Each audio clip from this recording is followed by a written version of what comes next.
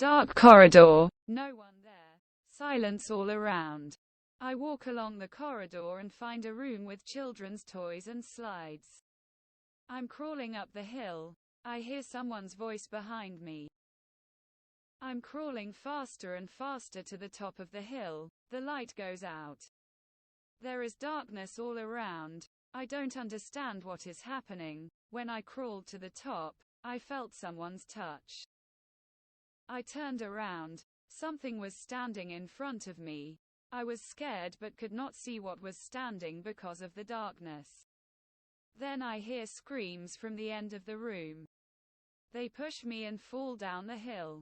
Darkness. Complete darkness. I don't feel anything. Then a sudden light illuminated me and I again found myself in the same children's room with the lights on. The walls were smeared with blood, and there was darkness at the entrance to the room. Then I heard screams from there. I did not know what to do, but I looked into the dark corridor.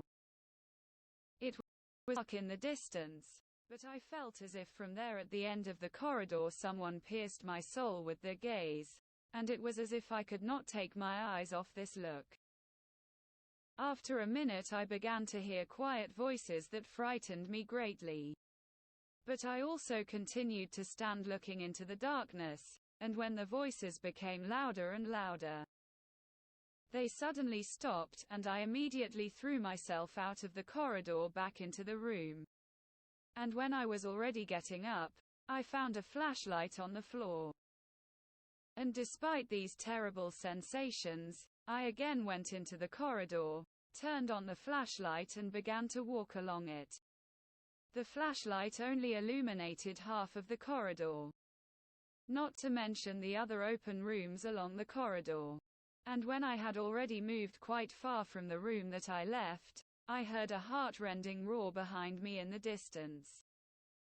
I immediately ran forward without looking back, and ran so much that I even thought that this corridor did not end, and I entered one of the offices and closed the door.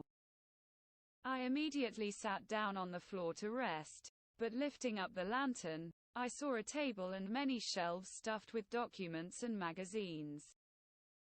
But I heard the same heartbreaking demonic screams outside the door. But they stopped just as quickly, as if something was running along the corridor with unusual speed. I saw the keys on the table and closed the door, but there was also a folder on the table and it was written in blood, "Run away." I immediately began to hear knocks on the door, and when I saw the window, I climbed out of it and got out of the building. It was a pitch night. I didn't know where to go and ran wherever my eyes looked from this damned place, and heard how someone still broke the door, and I just accelerated my run. But I fell into a cliff and lost consciousness. I woke up already close to morning, but the sun had not yet had time to rise. It was still dark and I began to hear someone playing the piano, which lasted a couple of minutes, squeaking after him cries and children's cries, and all this came from somewhere in the wilderness of the forest.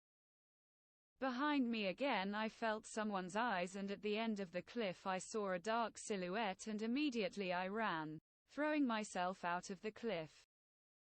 I wandered through the forest and saw how the dark silhouette was chasing me, but soon fell down from fatigue, and immediately hearing a roar behind me, I found myself in a void, as if I were in space, but no stars were visible. Then a sharp ringing in my ears and I finally lost consciousness, and woke up at home on a pastel. I thought, what a dream. But if it was a dream, then why am I sleeping so well right now?